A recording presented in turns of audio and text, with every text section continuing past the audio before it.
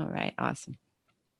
So yeah, I'm very excited about this thing, this podcasting, endeavor. And it has the added benefit of not having to look nice.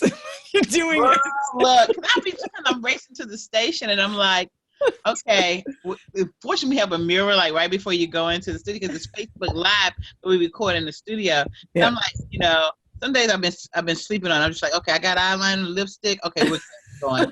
Just going for it. Just going for it. My hair together because it's short. It's like, okay, is it good? Okay, we're good. Yeah. My hands ashy. Do I need lotion? Do I look dry and crappy? Right, you gotta be so self-conscious now. Like, oh my God, I have paint on my fingers. I've been painting this morning. Yeah. Well, I had one loan officer, bless his heart. I think it was like during the summer, and so the room was hot because there's a window behind us. Oh. But sometimes they have the air on. Sometimes it's like that wheezing kind of zzz in the background. So we had it off, and the poor man was sweat so much, and I was hoping they didn't close in on it. The man literally, it was like it was raining on his face, and he had a bald head, and so it was just raining everywhere. I was just like, oh my Lord, poor guy. So we managed to slide him a napkin, like surreptitious him. When like one of us was talking about myself and my co-host, like, just give him a tissue right now. Man's gonna drown in his own sweat. I was like waiting for it to just drip off his face until and sizzle there. His nose starts coming off. Oh man, and he didn't really know what to do. He didn't know whether to wipe it or to give that brother a tissue quick. I'm telling you the stuff that happens on the show. I actually sneezed on the air, and I was trying to make it glamorous. It's like, oh, excuse me, y'all. Let me get a tissue. And then I just kept on going. Right? Yeah, just kept on going. Yes, Lord. Yes. Mm. But you know what? I think people appreciate the honesty of it. I really do. I've had people say, because see how I am now, I've got this like half of me is in sunlight and the other half isn't. Mm-hmm. And somebody actually said to me, you should get a light, to make your whole face look like it's the same. but because you don't, it makes it look more real. I'm like, well, let's go with real then. Let's go with real. Because I tell my audience that all the time. Because sometimes somebody's trying to show me something on the other side of the control room window. I said, hold on, y'all, they're showing me something. Wait a minute. And my team is like, oh my God, can you not just be subtle? I said, well, they could tell that I'm squinting at something and it's not them. So, let's just put it out there. And I'm really bad because I don't have so normally I wear my glasses, and I'm on the air, and this is fine for like talking. Yeah. And I usually use like the big index cards. Like these are the big ones. Yeah. These are the little ones. So I use the big ones and I write with a Sharpie so that I don't have to take my glasses off to read it. Yeah. I didn't need bifocals to 1 year. They gave me a prescription that messed up my eyes. I just felt like I could see fine until I went in and got those glasses. And then to read, it was like horrendous. And I'm nearsighted. I'm like, I can't read this now. Yeah. So sometimes when I have to read the small print, I always tell them, I say, excuse me, y'all know I don't have the bifocals yet. And I just take my glasses off. And then I go back and I talk to them. Then I eventually get the glasses back on my face. But it's just funny. But I'm really laid back on my show. They say, oh, you're such a natural. I'm like, thank you. Is there another noun after natural that you would use? Another adjective? I just want to be clear how I'm supposed to take that. Is it really a compliment? Yeah. It's like, is it? I don't know. I'm not sure what that means. You know what I'm saying? Sometimes natural means like you're in a grocery store and they say this is a natural food product. You're like, I don't want that. I need the processed one. So I'm not some sure. Sugar and some flavor. Yeah, I'm not sure if you're saying I need more refinement or like what are you? Not really sure. So I'm just gonna say thank you and Google it later. I don't know. See what you post on my page later. See if you say nice things. Yeah, right. I do stand up comedy on the side. on one of my sides. Not when I'm laying on my side, although I can't be funny when I'm laying on my side. Although I tell people that my show will be a lot funnier if I have a chair unless I have uncomfortable shoes. If I have uncomfortable shoes, you may get a 15, 20-minute show. If I have uncomfortable shoes, you got about 5 minutes show because my feet are hurting. I got to go. I'm sorry. See Sheila at the door for a refund because my feet hurt. When I first did it, I was telling all my friends about it. I said, come on, get your non-complimentary tickets. They was like, my what? I said, your non-complimentary tickets. Don't be at the door You're telling. paying for these tickets. Yes, I'm gonna make you laugh for free for years. I saw that commercial about get your billions back, America. And I knew they wasn't coming from the IRS because I owe them. So somebody got my billions. It must be you people. So I need everybody show up with a couple of dollars and and pay. Don't be at the gate talking about I know Lisa. Everybody in the line know me. Okay, I know a lot of people. That's not gonna get you in. You're gonna need your money. So I do that when I have opportunity to do it, to fit it in, because it's just really just me being me. Because I do come, people say, well, have you performed at a lot of places? Oh yeah, thousands, crowds of thousands. Really? Where at? Well, I kind of do them one or two at a time, but over the years, I'm sure it's thousands. Yeah, right. It's got to be by now. Collections, the cable guy, my doctor, my other doctor. So I said, in 2017, I said, okay, I'm going to do this. So, I started doing it. So I may perform more this year. If I can ever get my real estate schedule, my show schedule. I'm licensed in life insurance for Maryland and DC. If I can get all of that coordinated, yeah, I'll go on the road. And in my spare time. Yes. Whenever I find it. My clients always ask me, they're always concerned about my health. They said, Miss Lisa, are you sleeping? I said, in between your phone calls. I'm sleeping right now, actually. I'm the walking sleeper. Yes. Like I'm already sleep deprived. I never know how I get home. I just arrive there. I get behind the wheel. I show up at the house. It's amazing. But enough about me. I digress. So how long have you been doing your video show? Your live? We started in 2017 is when I started. And I really was not looking for that, because for me, I'm thinking I'm really not the infomercial kind of girl. I much rather talk about, other people. Mm-hmm. Like, I don't know who's going to want to listen to me talk about real estate for an hour. I don't even want to listen to me talk about real estate. Enough real estate stuff to talk about for an hour. But, I'm a woman of faith. And so I had prayed about it. And I said, okay, God, this is what you want. I'm going to say yes to it. And, we'll just figure it out. So I went upstairs and we talked, in the studio. So I signed a little thing and said, okay, I'm going to do it. Then I was like, okay, now what's next? But what I envisioned, though, was a show that really focused on the audience, on what the audience was looking for, on the front end of the show. So our theme is opening the door with keys of independence. And so we look to educate, empower, and motivate our audience to action in whatever area of real estate that they're interested in. So that's what we do. And so that's our focus. So I interview lenders. We talk about grant programs, ways to finance. We talk about rehab financing. If you're having trouble finding something that's already done, how you can use that type of financing to get something that may not be gorgeous, as one of our lenders says, not the shiny penny, but something that you can make your own. We talk about things like, okay, let's say you don't want to be in a bidding war, which is kind of hard to avoid in certain areas. Yeah. You can look at new construction as a way to avoid that. So looking to present for first-time home buyers, we give insights about how the process works. We talk about contractors and home inspection, home warranties, some of the fears that buyers may have that will keep them from moving forward, as well as concerns that sellers have in terms of when they're going to list their property. So just as I continue to go forward, I saw that there was just a plethora of topics within the real estate industry, how you can be a building owner, commercial real estate. And we talk a lot about community on our show. We have a segment called Rescue Resources. And what we do there is different, like food pantries in our community. There's one young lady, she's doing shared housing for people that have had, economic downturns, but they need housing. So they have a room in the house, utilities included, while they're getting themselves together. She's partnering with other resources in the community to help them while they're there, resume writing, job placement, things like that. So we highlight what's going on in our community. Now, this year, we're broadening that to cover more economic development for areas. And of course, we have Amazon coming into the DC metro area. So everybody wants to know what they're doing. Yeah. I have a lot of the real estate investors. Sherman Ragland's been on our show. He's nationally known, Bloomberg, Inc., 500. So a lot of the networks he's been on.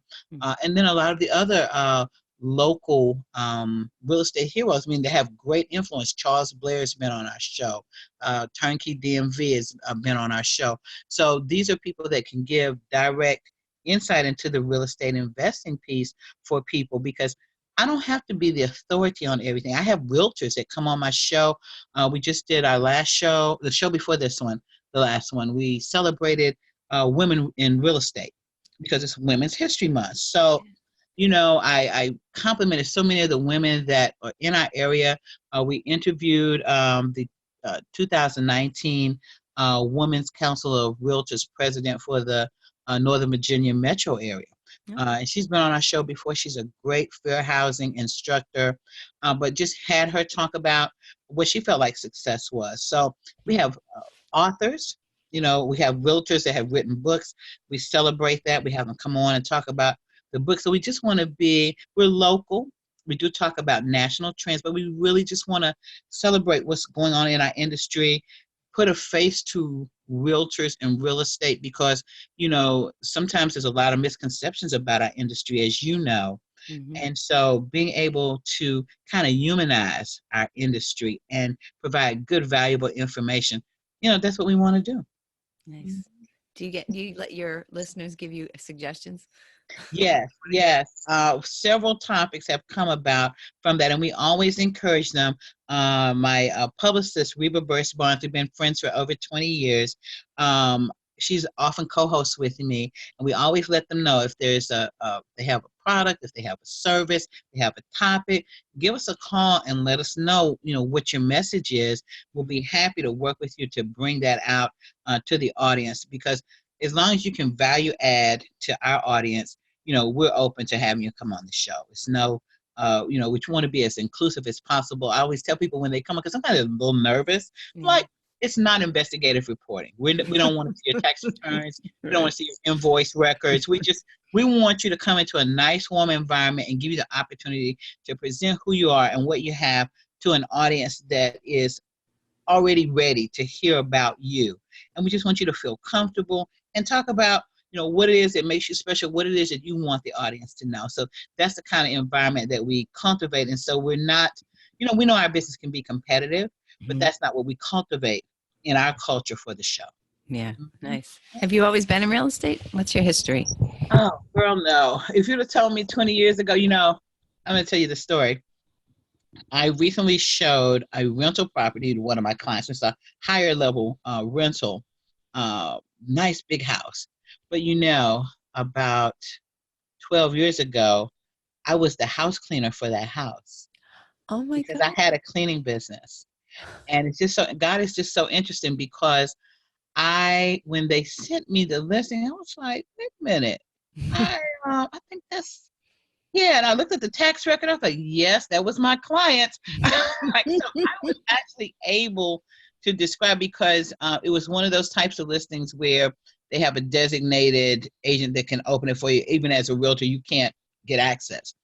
And so they were curious. We had driven by and seen the outside, and they were curious about the interior. And I was able to describe the interior. Well, you have a step down, and then, yes, and you got this, and you got that. We knew they made upgrades from the pictures, but just telling them the alley of the house, it was just so amazing that a house that, I'm polishing wood furniture and, vacuuming and mopping, cleaning the bathrooms, the whole thing, that I am now in a position where I can go in and show that house to a prospective tenant. But I started out, I've done a lot of things in life, but I was working for a modular home builder, and I left there to really be a transaction coordinator for the current team lead that I have now. And I did that for 2 years, but I did a lot of customer support, talking to the clients and explaining to them the process.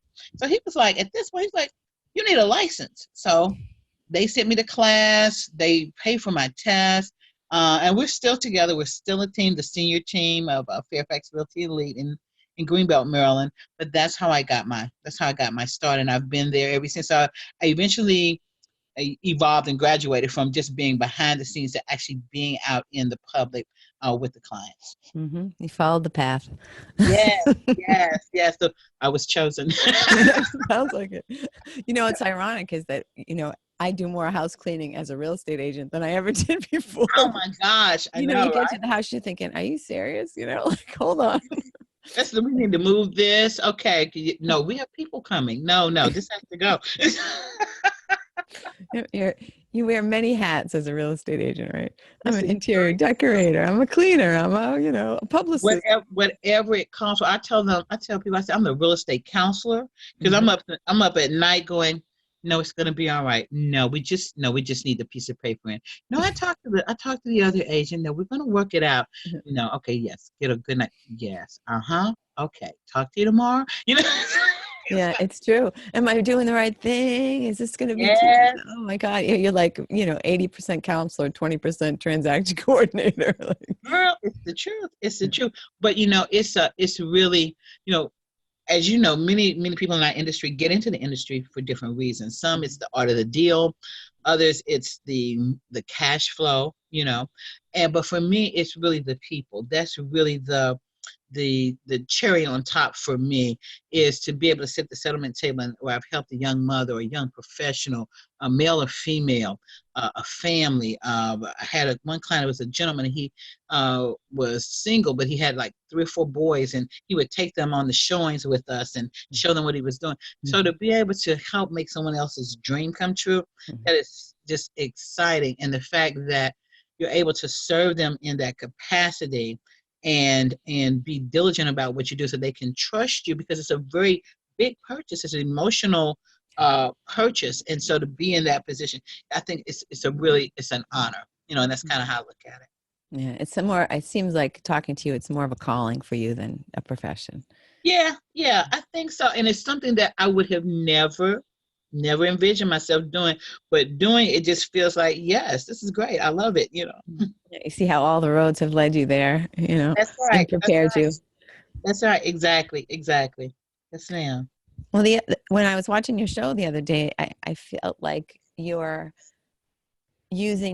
trying to help people. One of your focuses is trying to help people to build wealth through real estate investing. So can you just tell me a little bit about how you when you first meet with people? I mean, do people come to you and say, yes, I want to be a real estate investor? Or do you meet with them? They come to you for some other reason? You say, you know what? Sorry about that interruption. Yes, they do sometimes come to me with that. And, I talk to them about what their goals are in terms of what they know about real estate investing. Because, everybody's got HGTV now. So they know everything. Real estate investor.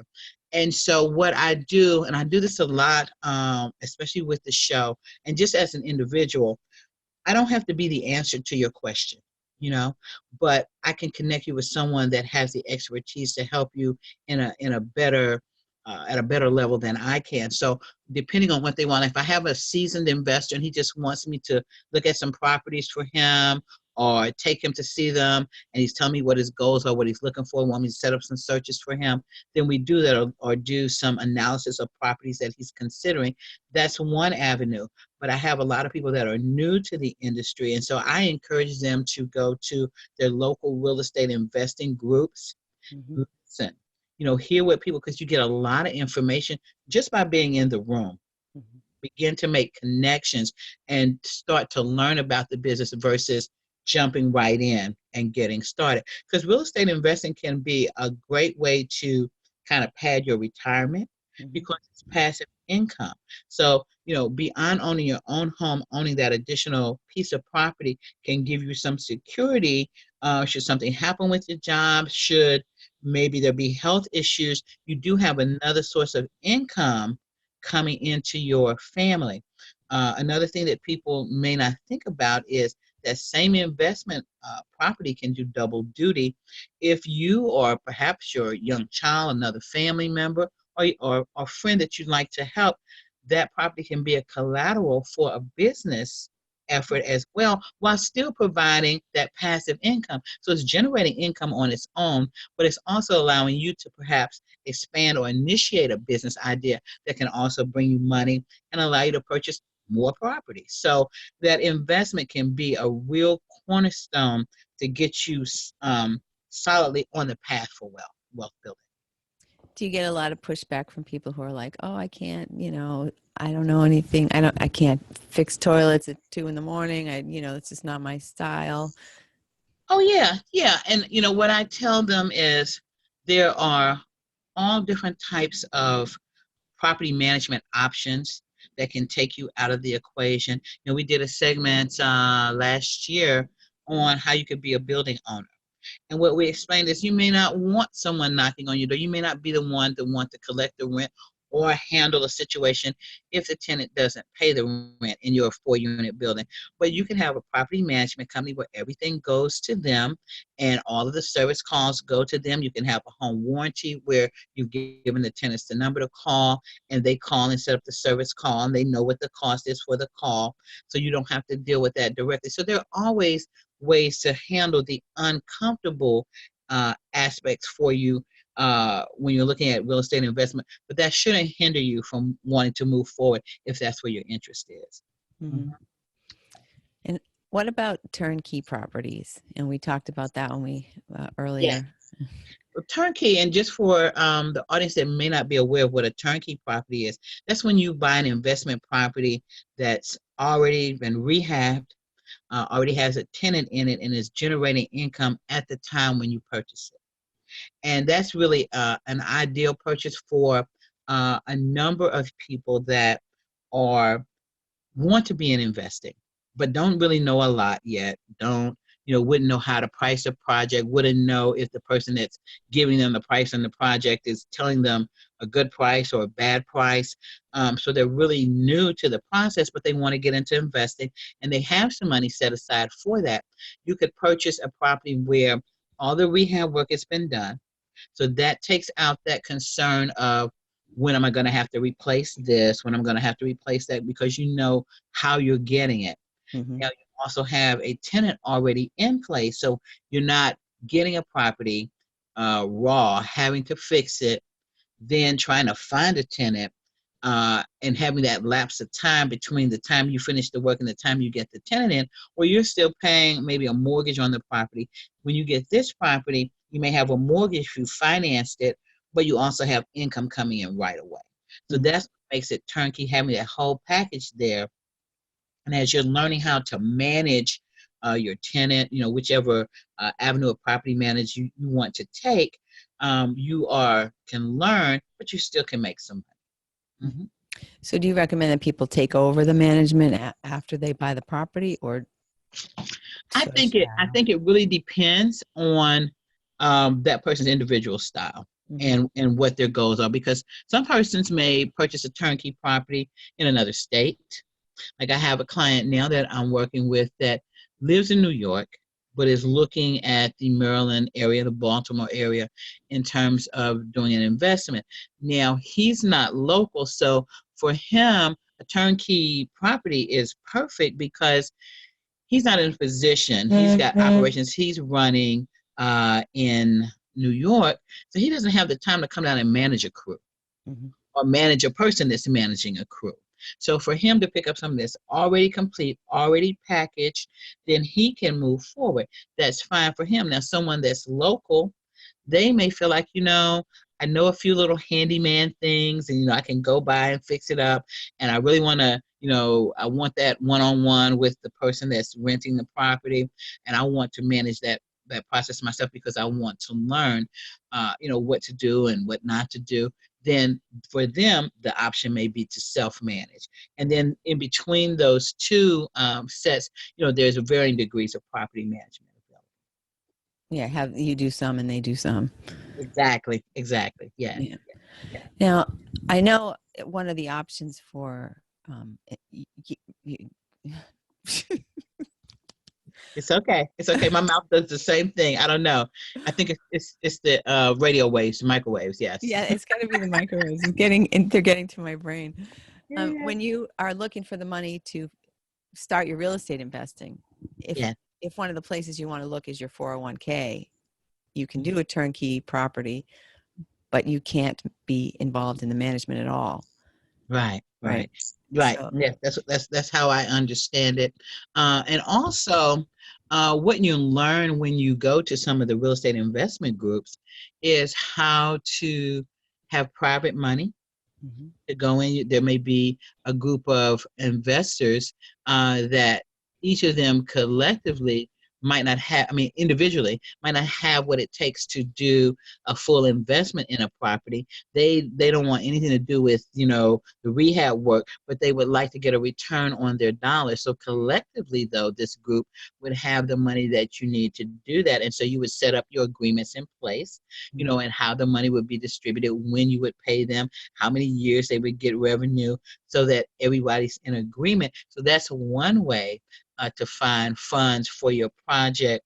And so you say, well, how do I demonstrate to them that it's a worthwhile project? Again, that goes back to availing yourself of people that are already in real estate investing in your market, that know the market, that know the ropes, and get some training.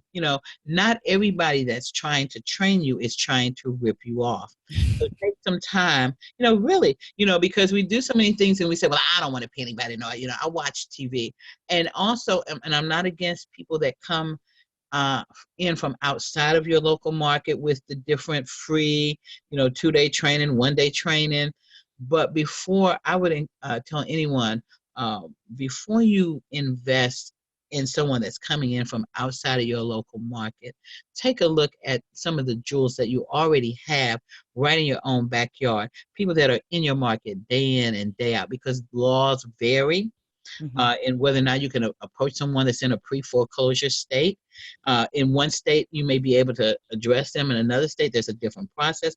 And you need to know what that is. Someone coming from the outside may not know those things. They certainly don't know your neighborhoods the way someone that's working in your neighborhoods do. So, you just want to make sure that if you're going to make that investment into some training, that you're getting it from a source that knows your market and also can be there with you. I mean, you can't call Kansas and say, hey, my contractor didn't show up and there's a leak and this happened and that happened. What can they do? But if you've got someone local that's kind of walking you through the process, you can get, right on information. Okay, I've got another contractor. Call this guy, tell him I sent you, or, here's what you do for that. Here's the governmental agency you call about that. So what you need to do. What do you think is the major stumbling block for people who are trying to get into real estate investing? I'm sorry, I missed that last part you said. Can you say it to me one more time? Yeah, what do you think is the major stumbling block for people who are trying to get into real estate investing? I think maybe fear and lack of knowledge about what's possible. I think those are two of the big issues with us, because when you don't know, that unknown is kind of fearful. And I think with the fear is what we imagine the obstacle is, because sometimes, because we don't know, that lack of knowledge is there, we create this big mental structure that we now have to cross to get there, Right. and it's really not that bad. Like NAR, the National Association of Realtors, did a survey a couple of years ago where they found that most buyers did not get into the market. Potential buyers didn't get into the market because of two misconceptions. One was that they had to have like over this astronomical credit score, like over 700 credit score. They needed at least 20% to put down. Neither of which things are true. Yeah. They may have been true. Well, the 700 has never been true, but in terms of the down payment, maybe at some point somewhere that was true, but it's just not true today. But because they had that misconception, they wouldn't move forward. And so I think the same thing happens in real estate investing. We really pump up the obstacles in our environment, and feel like we just can't do it. We can't move, and we don't know where to go for information. And so that kind of keeps us in place, I think. Yeah. Yeah, I know a lot of people who, even people in my own team, real estate agents, who have a situation, they seem to me to have all the tools they need, but they just are in analysis paralysis, right? They just like, oh, no, I got to do this. I got to look at this. Like, just do it. Jump in, you know? And, and I can relate to that because, and a lot of it has to do too with what we already have in our mind when we go into our different fields. Just like a lot of us don't go, unless we've come from a family that was already in real estate, don't necessarily pick real estate as our first course. And it isn't all, if it isn't taught to us in our home, about the power of real estate and the power of ownership and how to get access into those areas, we really don't know. And so we don't really learn it in school. And so whatever preconceived notions that we have about it, we still carry them with us. And even when we have, like you said, when we have the tools in front of us, we still feel like, well, no, I need something else. I don't don't think I have it, And so, I think there's a mind shift that has to take place. I said this on the show a couple of weeks ago, is that you actually become a homeowner before you become a homeowner. Because you start to visualize yourself being in a home, what that's going to look like, what that's going to feel like. That spurs you to start saving. That spurs you to start looking at, what would I like to have? And as you take that journey, you get closer and closer to becoming a homeowner, because that vision dictates your actions. So I think it's the same thing for real estate investing. When you start to see yourself, I could own something. I could have a nice little place, and I could be an investor in my community by providing housing for someone else, and that could help my family. When you start to see that that's possible, then you start looking around and saying, well, how could I make that happen? Because I know other people do it.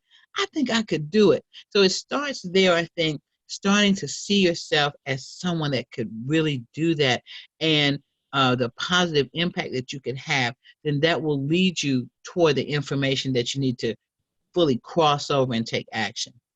I think that mindset is a big piece. Yeah, I agree 100%. What kind of what I've been trying to do in my business is, when people come in to me for the first time talking about, gee, we want to buy a house, is that I start trying to get them to think about the idea of, instead of just buying a single family home, especially if they're handy, or, if they have any sort of skill set that could make them good investors, they say, geez, instead of buying a single family, what if you bought a multifamily? What if you, got yourself right out of the gate involved in real estate investing? And I feel like a lot of people are open to it, but just as many are like, oh, no, there's no way I could do that. And I don't know. I mean, how do you broach the topic? I mean, how do you invite people into the dream of home, real estate investing? Well, one of the things that I do, because we did a segment on it, we're going to do it again this year, is talking about how you can be a building owner. For residential, it's 4 units or less. And so we talk to them about how you can, even though you qualify for a single family home or a townhome, it's not a big leap for the lender to qualify you for 2 to 4 unit property, and that you can live in one. I mean, you're already in an apartment, so don't feel like you're confined. You can live in one and rent out the other ones, and depending on if you're getting owner occupancy financing, you have a certain period of time where, you need to be in there, but then you can look at shifting from that, refinancing it, then you can move out, and now you can rent the other one. Now you've got a fully functioning 4-unit building, because the lender is going to qualify you based on what you're going to be getting from the other rents and the portion that you're going to pay. And so that's how you get in there. And so it's not just oh, I don't make enough. You actually do make enough. And in our area, in terms of real estate investing, there's even groups that are focused on multi-unit investing. That's their niche, and that's what they teach. It's like, okay, why buy a single family or a townhouse that you're going to buy in whole? We can put that same effort into getting a multi-unit, big multi-unit properties as well as small ones. And I've met a young man I know. He is under the age of 30. He's probably under the age of 28. And he is, he is not an extrovert. He is an introvert, beautiful young man. I met him at Think Realty last year, and we've crossed paths many times since then because I've been to the meetup where he goes. And he didn't really necessarily see himself as doing that initially, but he was interested in real estate investing, and he took in the message that, okay, maybe I can buy a multi-unit. So now he's got a couple of purchases under his belt, and he's good to go. And so now he's developed that confidence. But a lot of what people also have to realize is more than just looking at a property and saying, yeah, I want that property. It's, you have to do all of your homework up front, because the purchase has to make sense at the time of purchase, not, okay, it's going to make sense to me later after I do all this work, and then I'm going to sell it for this price, and then it's going to make sense to me. The numbers have to make sense at the time when you purchase it. And I can't emphasize it enough. When you sit in meetings where people go down line by line and show you, these are the things that you need to look at. You need to make sure that your numbers are correct, because you don't want to buy. People say, well, I could pick up this house for $20,000 or $30,000 or $40,000, depending on the market where you're at. Okay, but what can you do with it after that? How are you going to get your money back out of that? And I think sometimes people don't know how that works. And that's why you have to go out and interact with other people. But you don't have to be a super salesperson. You don't have to change your personnel. You don't have to be like a three-ring circus guy, at the big top, with loud personality to make it in the business. You can be very quiet and very unassuming and still acquire wealth. It's not stuck with any personality type. It has to do with doing the process, taking the right steps, making the right decisions, understanding an opportunity, how to identify it when you see it, and going from there. That's what I've learned from the investors that I've come in contact with and I've brought on the show and sat in their meetings. These are the things that I've learned from them in terms of investing. So let's bring it back to this particular podcast, Get Your Fill, Financial Independence and Long Life. And yes, I love the title. I'm telling you, I need all of that. So as a person, and I'm speaking about myself, who is over 50, who is not yet financially independent, using real estate as a method to get to a point where you have a passive income and you can stop working and have fun. But there's that instinct, or that maybe fear, I guess, that you've started too late, like, oh, I wish I would have done this when I was 20 years old. And, what kind of advice would you give to a person like me? Well, it's the same advice I give to myself. So I'm over 50 as well. And it is that it is not too late. It is never too late to start. You just have to start. And even going into 2019, over the past, 11 years, I've had highs and I've had lows. But I was recently at one of our real estate boards gala events where they were presenting awards, and I watched the people come across the stage in the 3 million category, 5 million category, 10 million category, 30 million category. Some were teams, some were individuals, and just seeing, despite what we hear on the news about the real estate market, there is money to be made in all different avenues of real estate. And so if these people got these awards with what they did last year, that means all of those properties were available last year. And it's up to you in terms of what you want to make in it. Now, my guest for the Successful Women Real Estate Agent said that one of the things that um, really contributed to her growth and success in real estate is having systems in place. And I think sometimes as agents new coming into the business, you're looking for that just happy-go-lucky, I can just do what I want, and nobody, I own my own day now because I'm in real estate. No, no, no. When you're in the regular world, the 9 to 5 world, you have so much of your schedule that is externally imposed on you. But when you're in the real estate industry, you now have to operate at a higher level of freedom, and that comes with the responsibility to structure your environment and your schedule to make you the most effective that you can be at what you're doing. And that's a key piece that sometimes we may miss. But if we want to have that consistent income, those consistent results, we do have to have those systems in place where we're going to get up and do in the morning, who we're going to call, how we're going to call. Are we going to follow up with those great contacts we saw at the networking event 2 nights ago? Have we called them yet? Did we follow up? We had such a great connection, but then we don't call them. So doing all of the things that you need to do, but it is not too late. And I would say for real estate, it's one of the few businesses that you can get into without a degree and really soar.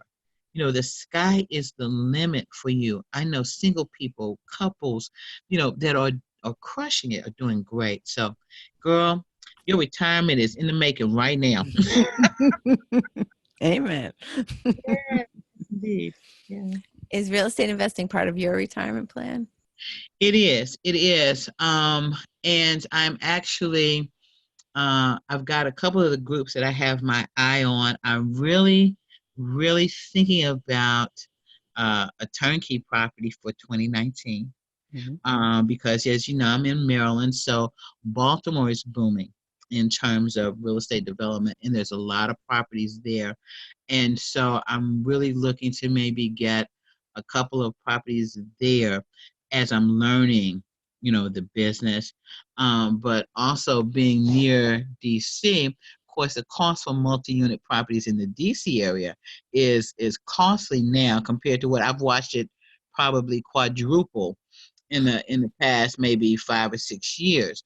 That may or may not change, but there are other places where multi-units are maybe more within my reach for now. But yeah, it's definitely part of my plan for this year. Even if I don't acquire exactly what I want this year, the focus is there, and that was the key thing, because you got to give yourself permission.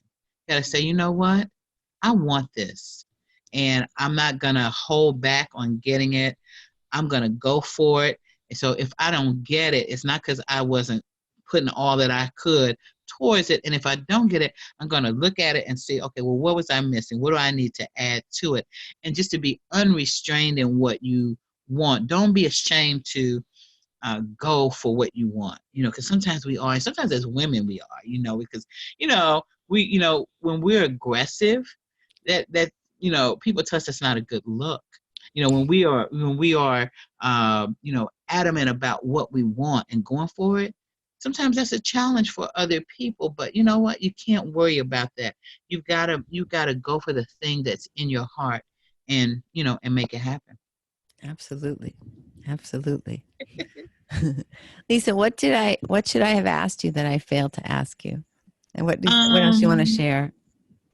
I think that when you're looking at real estate investing, it's not just a win for you, but when you are doing real estate investing in a community, it's a way for you to give into that community, because if you're getting a property that's not providing housing now, and you fix it up, or you buy it with someone else that's fixed it up and made it a turnkey property for you, you are investing in that community. You're providing some stability. You're providing some housing in that community. And so it serves a dual purpose. So you're winning for your family through the investment in yourself, but you're also winning for the community.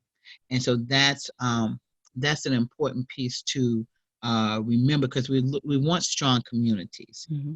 So how can we do that? And so, yes, we invest philanthropically in different things in our communities, but if we're investing in housing, then we're also investing in making strong communities, and providing a very much needed um, niche for people. Yeah, that's a beautiful way to look at it as well, because I don't know that we all, think about the other end, that you are actually giving. If you have a nice place and you keep it nice and take good care of your tenants, then you are providing a service. You're not like the slumlord. That's what maybe we think about. Oh, I'm That's going to be a true. slumlord. No, and it's true, because I can tell you, with my clients that have looked at multi-unit properties, I've gone into many of them where maybe the person couldn't afford to move, but the property was in such a dilapidated state, and it could be that the landlord wasn't able to do so. Maybe they had a life event, but when you can go in and you can make that change and make that difference, and you're providing good housing, that's something that you can be proud of. Now, one thing I did want to mention, for the turnkey products, if you're looking in the Baltimore area, there is a group that I work with called Turnkey DMV. We've had them on the show. You can go to our show page, Real Estate Talk with Lisa. You'll see all our archive show. You'll see our new shows. And there's a lot of information there. And there's a piece on Turnkey DMV, but they're doing tremendous work in the Baltimore area. And what they're doing, because you have lead paint. Yeah. So what they go in and do, they replace the pipes, the HVAC system. They do all of the interior work, and they get it lead-free certified.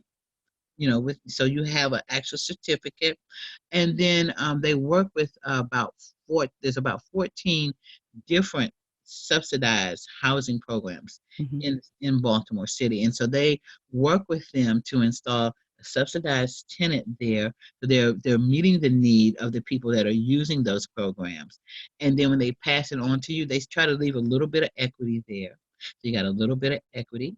You've got passive income. You've got probably a minimum 2-year lease for your tenant.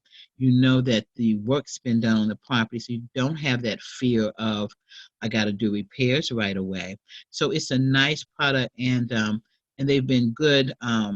They run good meetings. They interface with other real estate groups, because they'll bring other people in to talk about different. If they had a lead guy come in and talk about why you needed to get it certified, why you needed the testing, what happens when you don't, what happens when you go to court.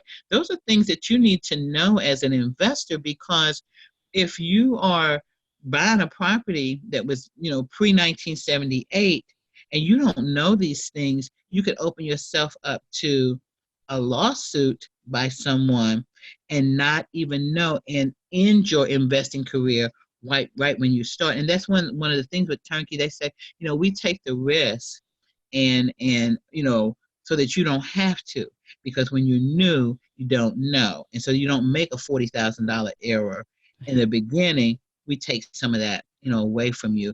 So if it's okay, I wanted to give a phone number out for them. Is that Yeah, all right? absolutely. Okay, you can reach Lola Thompson at 240-244-6422. Again, that's 240-244-6422. And they have a website. It's bit.ly/Baltimore Turnkey. And they'll give you a lot of information about that. And I don't mind sharing them, because they do a great job. They work together as a team. They have a meetup, and it's just really good. They've been on our show, and they're not the only group. So I would encourage your audience that in whatever area that they're in, if they're interested in real estate investing, get involved in the local scene. Get to know who the people are. And not every meetup group leader is going to resonate with you, but the person that resonates with your personality type, that you think you could learn from, that's who you follow. Mm-hmm. And you don't have to invest a gazillion dollars. Get the get the, whatever the lower price training is if you want, and get your feet wet. And as you see what you need and what you don't need, then you can decide what type of investment that you want to have.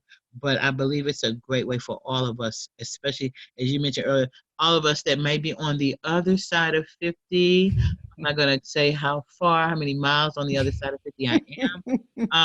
But to be able to kind of pad our retirement and not necessarily, be dependent on Social Security or a pension, but have something else to depend on, and then also have something to have in our family to pass on.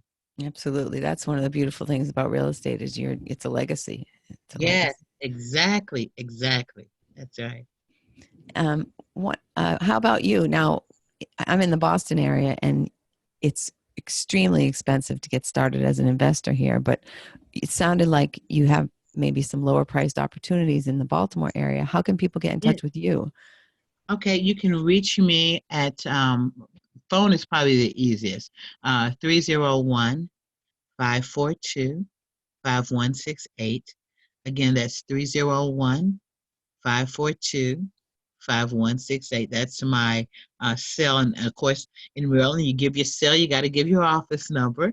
So my office number is 301-794-9400. I'm with Fairfax Realty Elite in Greenbelt, and I am part of a team that serves DC, Virginia, and Maryland. I think with our team, we probably have a little over 30 years experience combined. Our focus is on integrity and really giving, that over-the-top customer service to get our people served and get you what you need and get you into what you need and advise you well. So you can reach out to me, and if you're interested in Baltimore, like I said, people from New York that are interested in Baltimore. It's really up and coming. There are different funds now available for investment in Baltimore. So definitely reach out to me, and I'll be happy to help you with whatever you're looking for. And you can help them set it up as a turnkey so that they could do it. Oh, yes. Oh yeah, definitely. Mm-hmm. Excellent. Lisa, thank you so much. This has been wonderful. I've learned a lot speaking with you, and it's been a pleasure. But you make it really easy. You make it really, really easy. And I really thank you for the opportunity to share on your podcast. And, I think it's really important that we share things with each other. And for the common good. It doesn't always have to be competitive, because we can all win. You know what I'm saying? There's plenty of real estate out here. And the fact that you are the focus of your podcast is a much needed focus. And it's an encouragement to people at a time when you turn on the news, it's always the bad news. And the worse the news is, the more times they repeat it. And so you begin to feel like that's the only news. So to have something out here that people can listen to that will encourage them to move forward, I really applaud your efforts. Thank you very much. Thank you, Lisa. You're doing the same on your end. And the benefit of that is people get to see your smiling face on your show. I know, girl. It's like, I got to remember the camera's on. Okay. Is it on? Okay, let me smile. Thank you again for having me. Thank you so much. I hope we can meet up when I'm in Washington in May. I'll look you up. Industry Day? Are you coming to Industry Day? I don't know. It depends on I have a committee meeting, I think, on the Wednesday, because I'm part of the diversity committee, and we have a meeting on, I think, the Wednesday, but the whole rest of the time I'm free for the NAR conference or whatever it is. Okay, very good. Just let me know. All right, good. Excellent. All right, my dear. Thank you so much. Lisa. Enjoy the day. I do too. And bye-bye. Bye.